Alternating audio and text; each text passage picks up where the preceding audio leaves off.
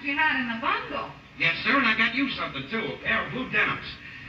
I'll get you the sweatshirt and the sneakers to go with them tomorrow. Ralph, we can't wear that stuff in Atlantic City. Certainly not. We're not going to Atlantic City. What do you mean? I thought we decided and had the whole thing settled. I changed my mind. You changed your Now, let me mind? tell you how it came about. I'm having lunch with Norton. See, we run into some guy today. He just come back from a vacation spot. You should have seen the fish he caught. They must have been a mile long. So he takes out some pictures and he shows them to us. You know, pictures of the vacation place. I want to tell you, you never saw a place more perfect. Now, Ralph. And that wasn't the only luck I ran into. When I get back to the bus depot, I'm telling the guys about this place, and Jimmy Nolan offers me his car to take. For the whole trip. Wait a minute, Ralph. Where is this place? It's called Fred's Landing. A vacationer's paradise. Nestled in the foothills of the Watchung Mountains, overlooking Lake Pookamoonshine.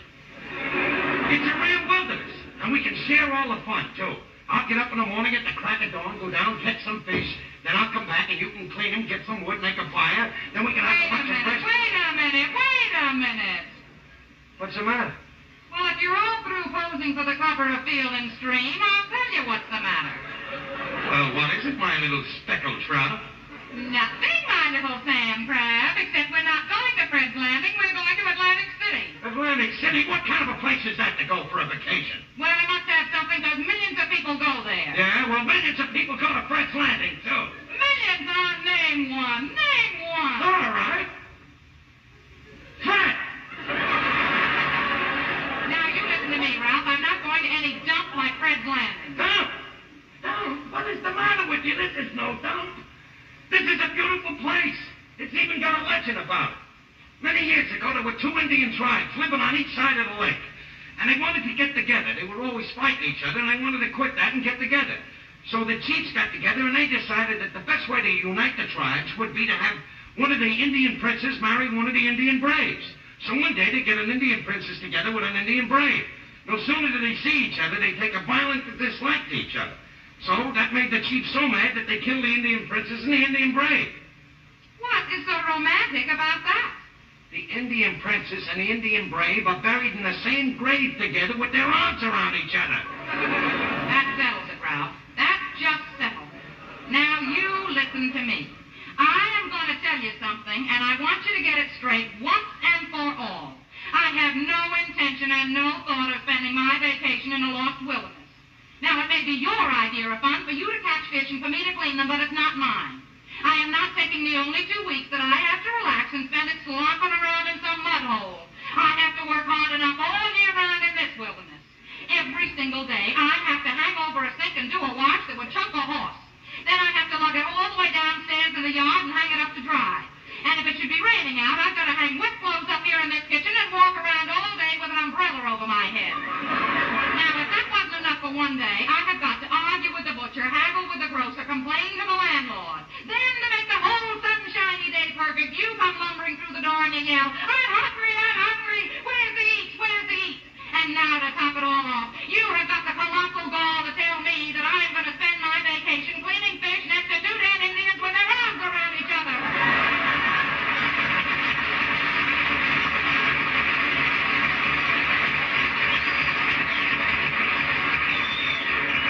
Are you finished?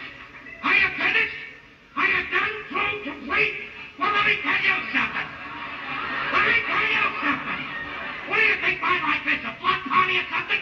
What do you think driving a bus every day is, a hayride? Getting up every morning while it's still dark out, making my own coffee, and just so you can stay in bed making my own eggs? Do you realize it's been 2 years since I had an egg without the yolk broken? And then when I leave here, my day starts, what happens? I drive up and down Fifth Avenue, up and down, up and down, up and down. Always the same scenery. On the way down at Central Park, Saks Fifth Avenue, the library, the Empire State Building, and Washington Square.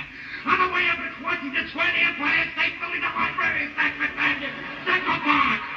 Day after day this goes on, month after month, year after year.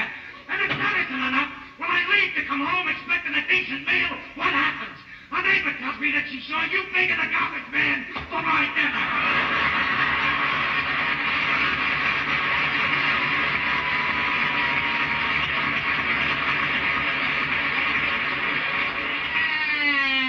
Shut up.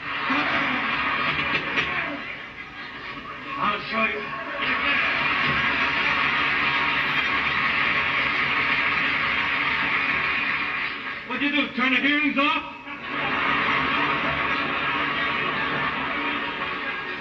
Well, pal, I see you're all dressed for the vacation. You got your boots on. What do you mean, dressed for the vacation? I just got through working in the sewer. Oh, I know it. And what a time we're going to have down at that Fred's Landing. We'll get up every morning, have our breakfast, then we'll put on our boots, wade out into the water. Hey, wait a minute. I thought this was supposed to be a vacation. I go wading every day. Don't worry, this will be a vacation. You like fishing, don't you? Yeah, of course I like fishing. I used to do a lot of fishing when I was a kid. I didn't have much luck, though. Then some guy told me that the best time to fish was at night. So one night I got up, I snuck out of the house, got my fishing tackle, and I walked till I come to a bridge, see, and I threw my line over the bridge. I fished there for 3 hours. Didn't catch nothing. And this time, about 3 weeks this went on. Nothing. So then I was bound and determined to get some fish. I went to this bridge, I threw my line over, I stayed there all night. When the sun came up in the morning, I found out why I was so unlucky. Why? The bridge was over a railroad track. Well, don't worry, you'll get plenty of fish on this vacation. Listen, Ed. What? You told Trixie about the change in the vacation plans.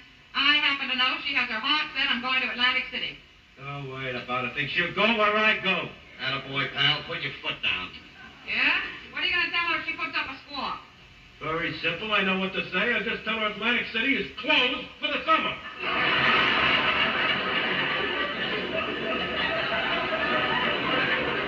Norton, you are going through a very trying time. Look, why don't you go up and tell Trixie that we're not going to Atlantic City, that we're going to Fred's Landing. Okay, Ralph. Now listen, Ralph. Well, that settles it. We're all going to Fred's Landing. Wait a minute. I have one thing to say. If you insist that I go to Fred's Landing, those 2 dead Indians are going to have company. I am not going to Fred's Landing. I am not going to Fred's Landing. All right, stay home. I wouldn't give you the satisfaction. One of these days. One of these